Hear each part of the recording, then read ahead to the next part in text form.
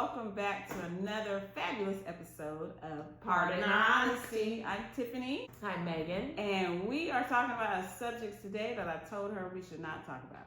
First, we're going to talk about birthdays, though, for just about 5-10 minutes, so that we bring some lightness to the conversation. She's avoiding it, but she comes in saying, why don't we talk about this? I say, well, I don't know that I know enough about it, but let's, and she keeps talking 10 minutes about it, and I said, just record and let's just talk about it. It is a super So we're not going to talk subject about birthdays, because that's a whole nother subject. So she's trying to avoid the subject. Oh my God. All right, so what are we talking about today, Tiffany? We are talking about this dirty little word called DEI, diversity, equity, and inclusion. My generation, I think I would have called it affirmative action, but I don't know when it changed to DEI. I didn't look that up, but we are going to read so we're educating as we go. Yeah. So what is the meaning of DEI? It stands for diversity, equity, and inclusion, framework that aims to promote fair treatment and participation of all people. This isn't just black and white, all people.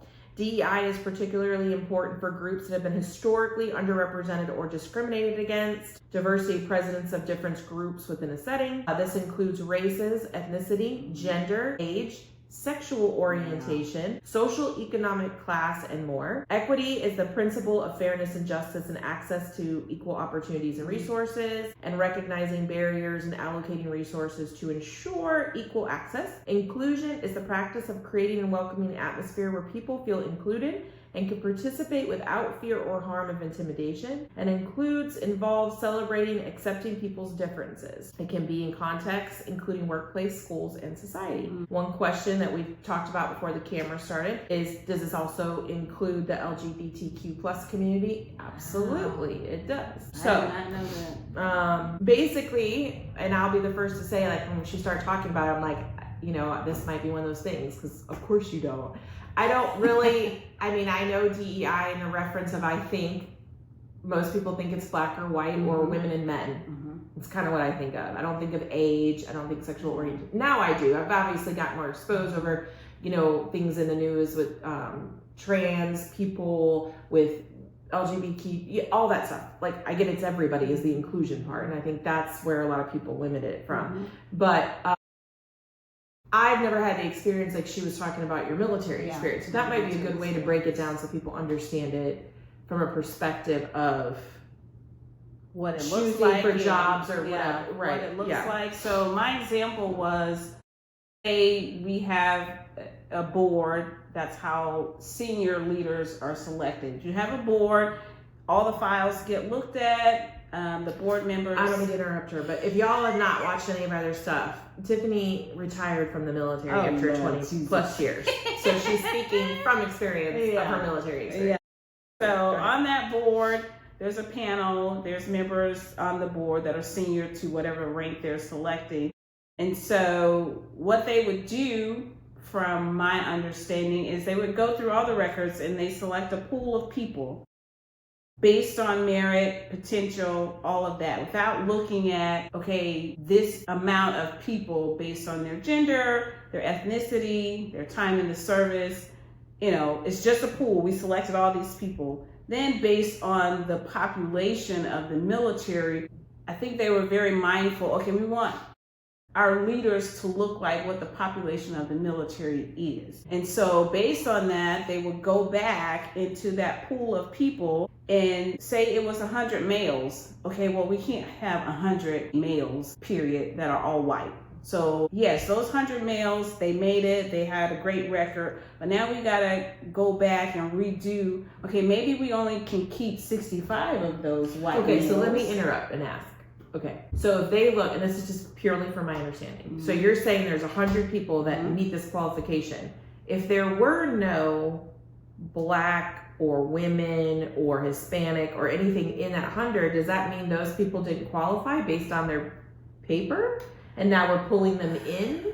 Or they did qualify, but somehow they got overlooked? Because like the way you just explained it is like, without looking, these were the best 100, but now we realize they don't fit diversity, so we got to remove some that do qualify and grab people who did not? I would say yes. That is how I understood it to be, in an effort to make those leaders a representation of what the makeup of the Army was. And I'm just speaking on what I understood. Nobody ever told me this, so don't go saying, "Oh, Tiffany said in the comments."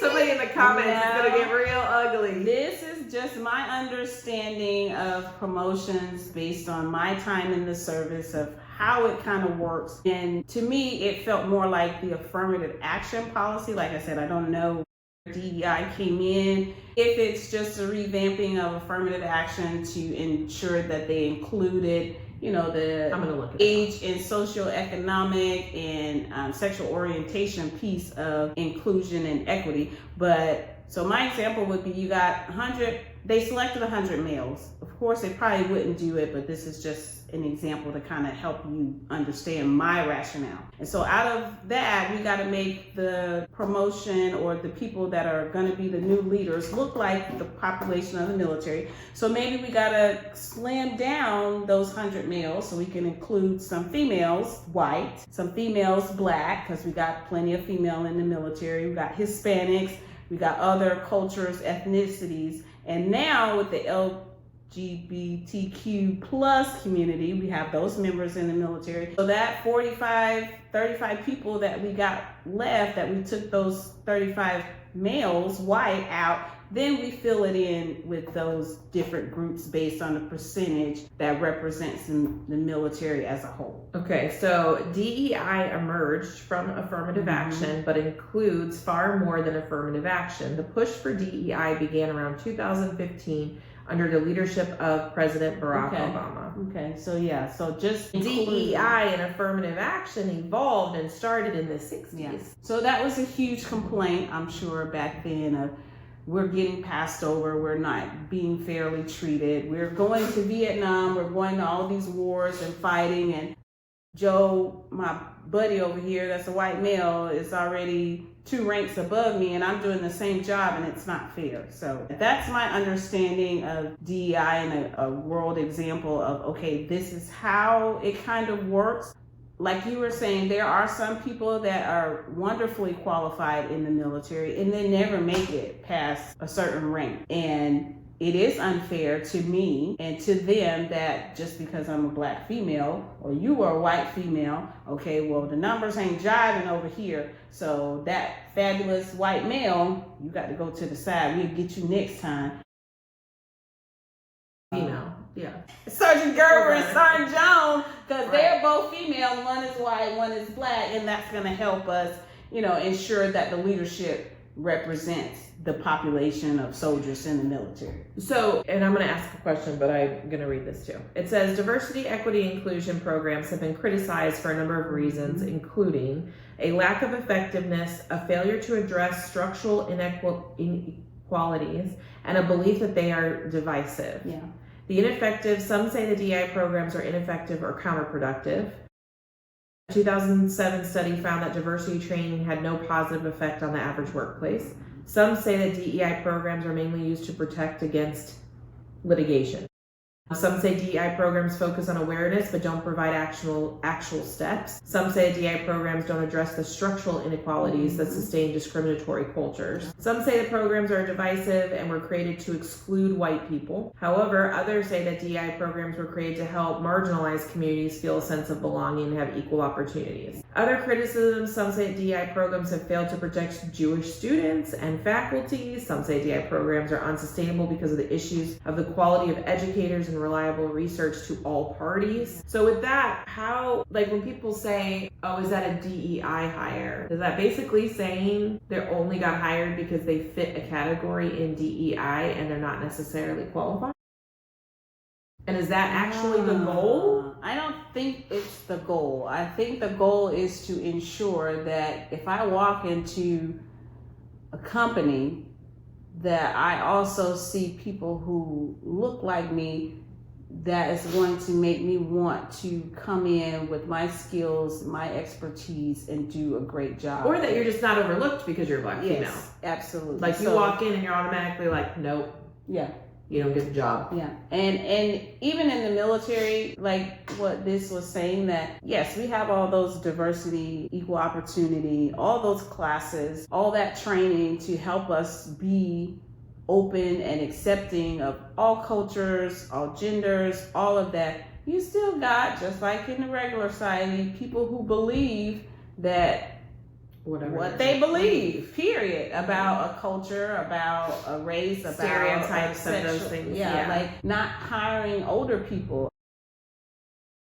Say someone like me, I retired from the military, but I want a new career. Then if that company is not open to hiring somebody that's in their late 40s, early 50s, or 60s, then I don't have an opportunity to have a job. Yeah. So I don't have an opportunity to have a job unless DEI is there to say, hey, now, come on, you got to give them a chance. If they have majority of the skills that you're looking for compared to a 25-year-old, okay, give them a chance. And I think that's fair because I can't live off Social Security. I'm sorry. Yeah. Well, I was in a situation last year, part of a hiring process, and some people's concerns were the age of the candidates. And I thought, why are we doing that? Because we don't say that for our president. All of them are in their 60s and stuff. But I'm just saying, like, you know, they could have 50 years experience that's more valuable than somebody who's 25 with a college degree that's still living at home, like no life experience. So I think, again, it's what you're open to that then creates that, like, and on there it said a lot of people view it as being against white people, and I don't think that's true either. Diversity, equity, inclusion. To me, I focus on the I part. Inclusion. So everybody should have the same opportunity. Because there's situations where, I'll be honest. I just saw this page, this group, this committee, and it sounds amazing, right? And I went researching it. It is all female Black women. And I go, if I show up, how am I going to get treated?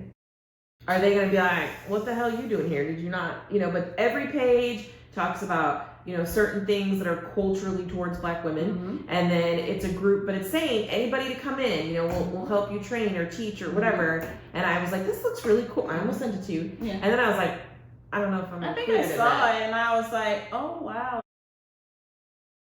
So even on the opposite side of DEI and groups being started, there's me, like, why is everybody Black? Do we not have anybody that is non-Black that might there wasn't, if you were looking at the same page, there wasn't even a Hispanic lady, there wasn't but the one that I saw, I did see pictures there was a younger lady that was white, and then I thought I saw a Hispanic. We'll have to look after this and see if it's the same page. But I do question, like, I don't necessarily want to be a part of a group that's all Black, because our ideas are not going to be open and global. Our ideas are going to be based on our personal experience and our culture experience, and how can we expand and affect the world if I'm just learning and regurgitating what I already believe. I think that's same with workforce. Like, you can't have a business or a job where everybody from the same background,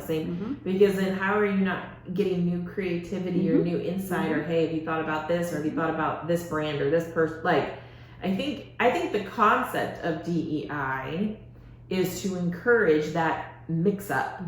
Get out of your comfort zone. If you look around your office and everybody is the same, are you really including everybody to grow in that opportunity in your business? I don't really look at it as Black, white, male, female. I think it's like, look at your office. If you walk in and it's all men, unless it's for like something that's all men related. Because I don't want just in general, if I go to a dentist office and it's only males, only maybe it's something to cause concern of why does everybody look like me, and why is everybody the same sex as me, and why you're probably afraid of that inclusion or a little bit of diversity. Obviously, I have nothing against certain groups having their own thing. No, I don't either. I don't. Everybody's going to have their own thing, but I just do challenge of how you're going to grow from that. Yeah, and I agree with you wholeheartedly. Also, DEI has given small businesses opportunities that they probably might not have gotten because of They're overlooked. Diversity, equity, inclusion. And I know it takes a whole bunch of money to get a product on the shelf. Right. And it says economical status. So that's the other thing. Like, there's people who, I think, without these small business loans and programs, they'd never be able to go do what they wanted to do because they financially couldn't do it. Yeah. So it gives them an opportunity of growth to say, I can apply for this and I could be considered. Yeah. And honestly, I hate to say it, but even if it is because of DEI, well, okay, it's creating growth. Yes. And a lot of the small businesses, like Target was one of the companies, said they're getting rid of their program. Her product, she's a Black woman in that store. Once they came out and said it, everybody, we're going to boycott, we're not going to Target anymore, blah, blah, blah. And she flat out came out and said, you're hurting us still. Yeah, Target has made this stance that they're not going to continue this, but my products are still in that store. So if you don't go buy them, and you don't know anything about the product because it's not geared towards you and you don't buy it, then that business owner is losing. Right. So it's like a catch-22. No, I don't think you should be pissed off at companies that say they're not going to follow this program to the T. They didn't say they weren't going to be inclusive. They're just not going to follow this program and be forced to make the program. That's the thing. That's where I think I'm hung up when people say, we're getting rid of DEI, and you look at their office, whatever you want to, business you want to call it, and it is diversified. So are they just saying they don't want the label of the program because they don't want their qualified, important people to feel they were a DEI hire because they hired them because they really were qualified? Like, do you get what I'm saying? And I'm not saying DEI hires are not qualified. I'm saying there's that perception of that, is that a DEI hire? Yeah. Right. So do they want to get that label off so that they know when they're hiring people it's because I found you the most valuable employee? Is that, I don't know. That's what I'm saying. Why do companies want to get rid of it as a specific label? Do they get benefits for having a DEI program? I thought at one time they did.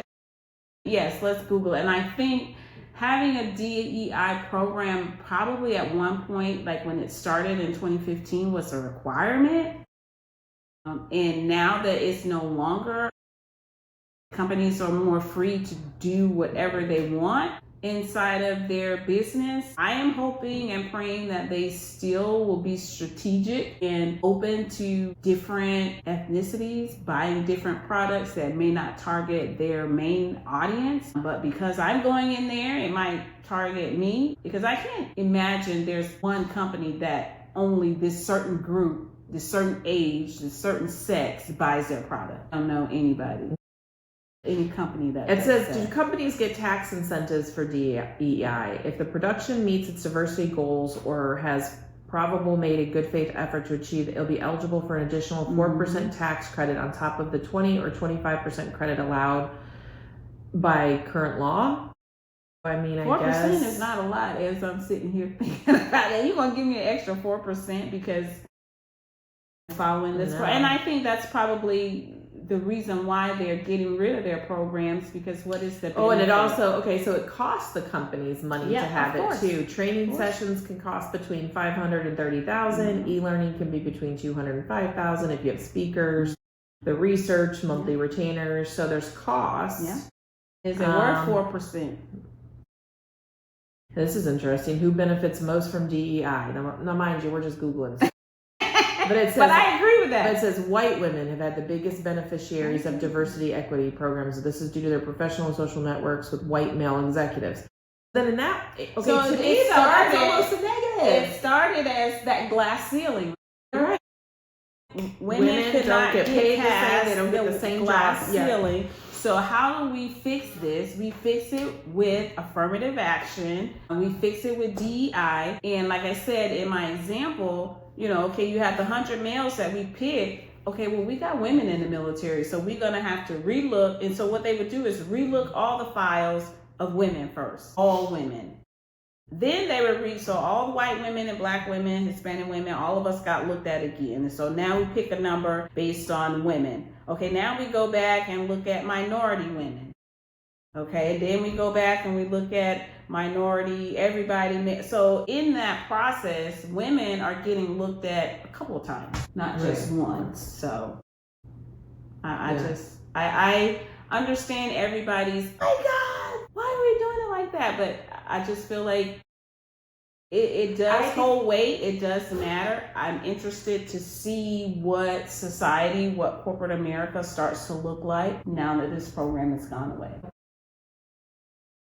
No, I agree. I think it's probably easy for somebody like me. I am a woman, but a white woman. I think it's probably easy to say, I don't understand the point of DEI. Why would we have DEI?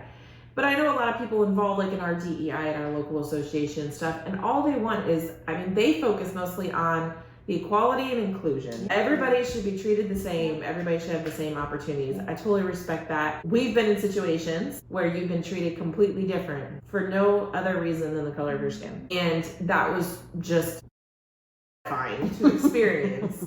Heart-wrenching. It was. Yeah. But I get all teary-eyed. Yeah.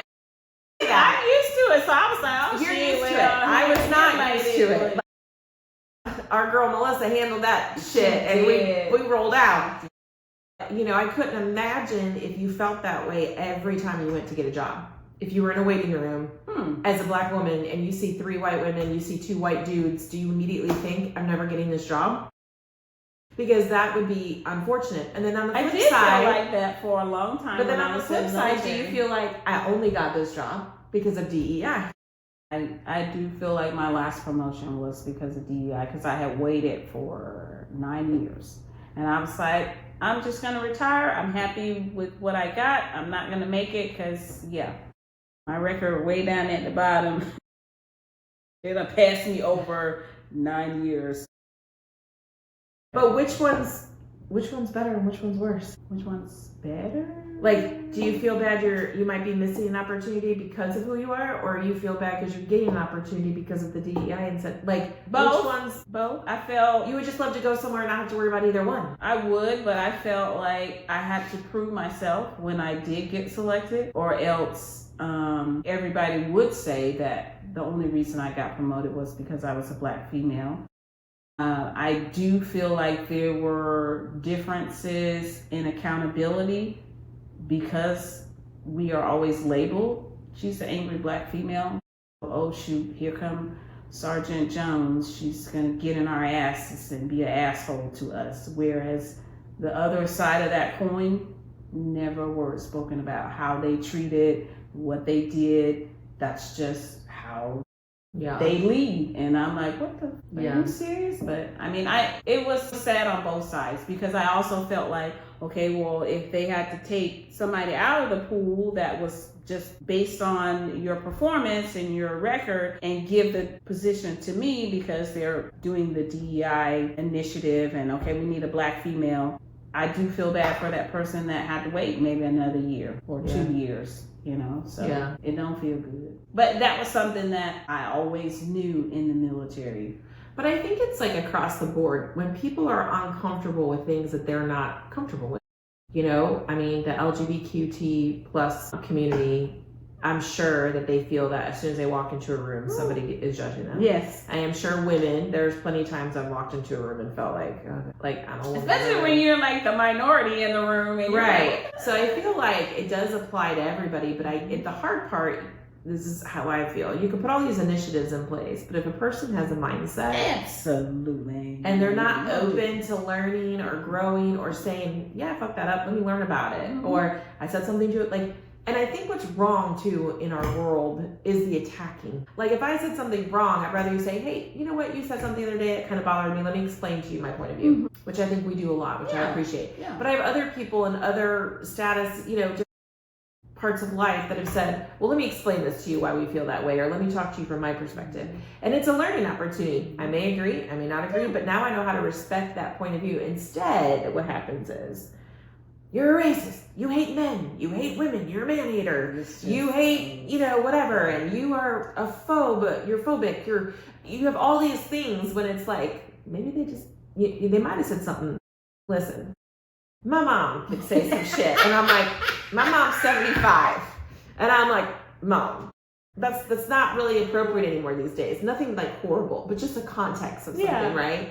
I'm like, Mom, you can't say that anymore. Well, I mean it. I don't mean it that, you know, in her heart doesn't mean it that way. Mean it bad. But before somebody would understand that, they judge her, slash her tires, and be mean to her. Yeah. Yeah, and I think that's the understanding, love, care that everybody says. If we could all just love each other, I know it sounds whatever, but we're missing that. But I think that's where the diversity part comes in, because if you got this group of people that it is mixed, you got older people, younger people, male, female, minorities, you know, different socioeconomic, then we can. But like right now, having this conversation, are you not thinking about how you're saying things to make sure you don't say something the wrong way?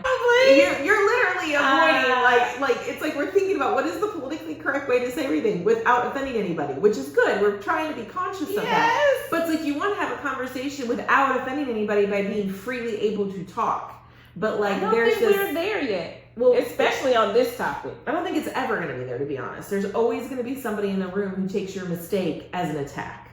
Or takes your mistake as your perspective, or that is just who you are, not like something you said incorrectly. Like, and it's not out of a lack of respect, you know what I mean? But it might be out of lack of education or lack of just, you know, this is the way I was raised. This is how we talk. Not even that, but like I really truly believe I respect whatever anybody wants to do. Yeah. You do you, boo. Yeah. You know. But like if I get like the LGBTQT plus community, I think so hard about that, and then I'm afraid if I get the letters wrong that people are going to be like, "You're a jerk. You're a jerk. You don't care. How could you not know that?" It's not out of any other reason that I don't say that very often. Can we just get a pause and say this shit is new to us? I'm freaking 50.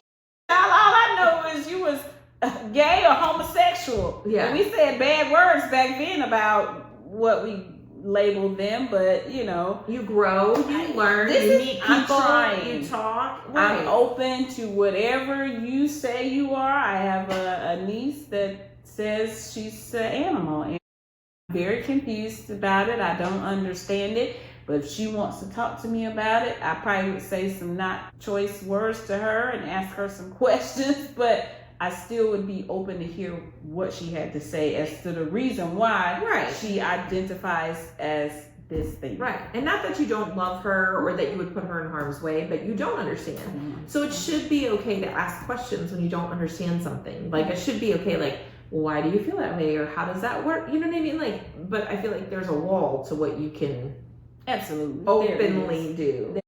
There is.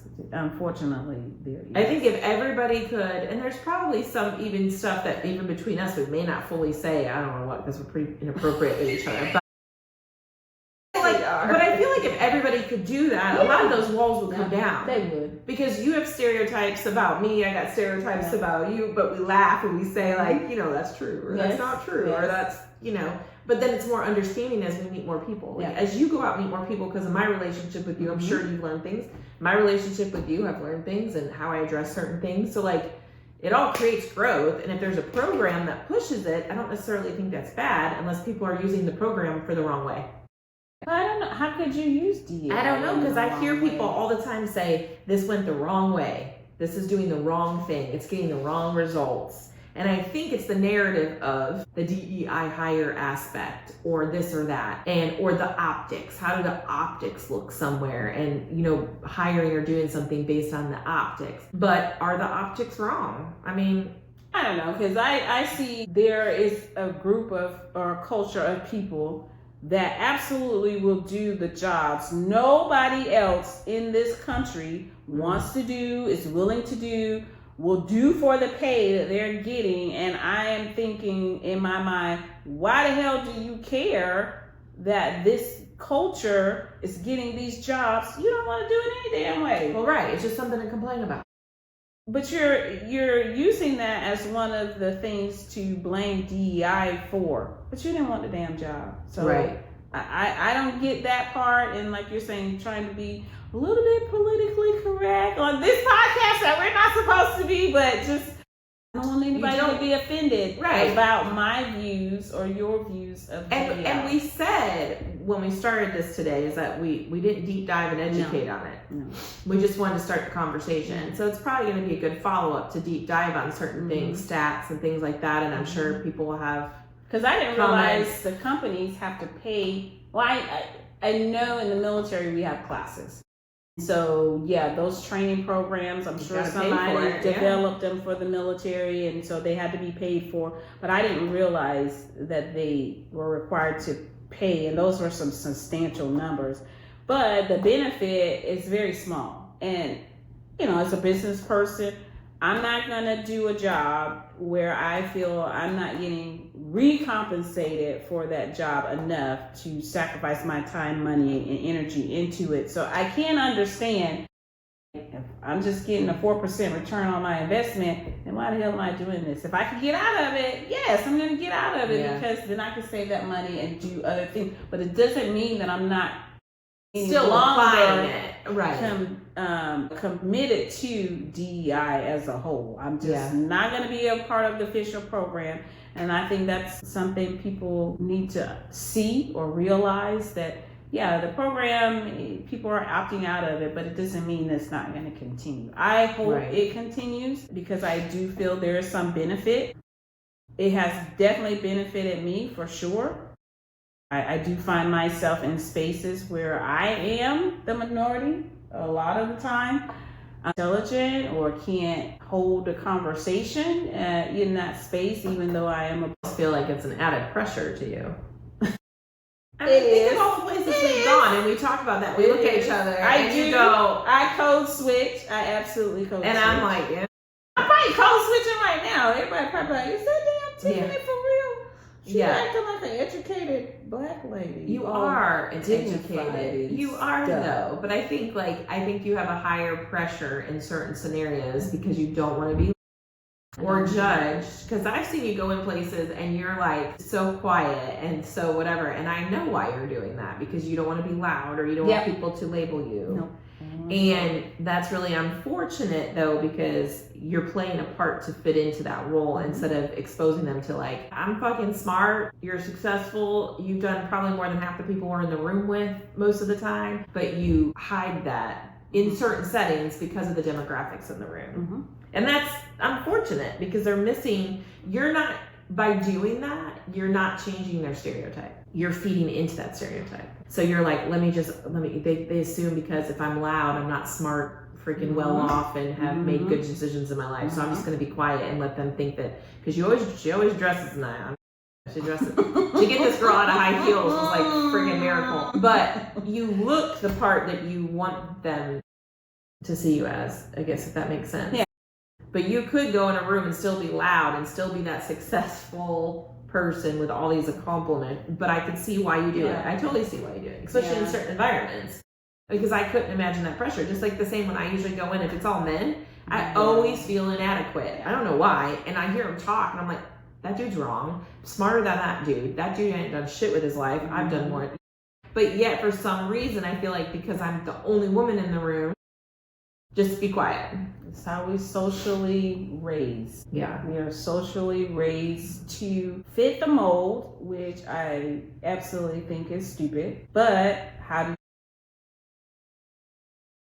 what you've learned over the years, because, like I grew up in the 80s and 90s. And of course, like I said, glass ceiling for women was always there. What can you do? You're just good enough to have babies, to keep the house clean. That was still going on in the 80s and 90s. And so, what is going to change, or what teaches us that it's okay to be us? And I do see that in the LGBTQ plus community, that they don't give two shits.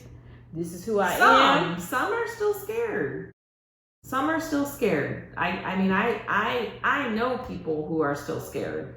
That even some of their family doesn't even know that they're gay or whatever because they're so afraid of not being accepted. That really shouldn't be a thing anymore.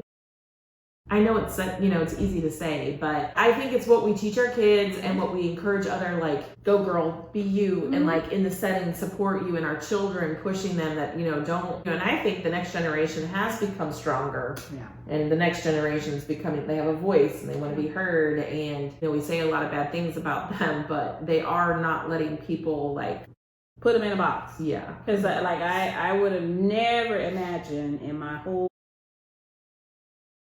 see same sex kissing on TV. Because, child, we barely got to see the people go in the room and get into bed in the 80s. But now you see all the things on TV. So, I mean, normalizing it. Yeah, normalizing it. Yeah. So DEI is just trying to help us normalize that we can give more than just people that look like me in the same room a voice, or that they are smart enough to be included in the conversation. And I pray that it's normalized, but like you said, I don't know how we do that unless we become more open-minded. And I do appreciate that the military taught me how to be open-minded and just jump to a conclusion of, that's not how Black people do it, so I don't want to hear it.